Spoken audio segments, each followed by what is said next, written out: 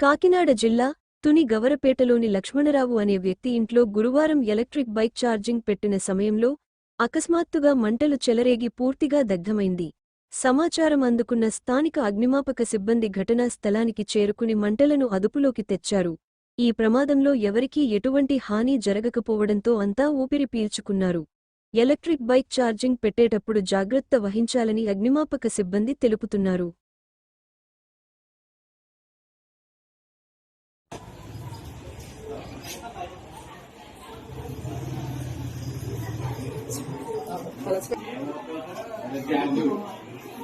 start ఆగి charge బాగా right వెళ్తే ముందన్నారు మళ్ళీ అస్ట్ బ్యాక్ సైడ్ అందుకని చెప్పి క్లియర్ గా అస్ట్ బ్యాక్ సైడ్ ఉన్నామా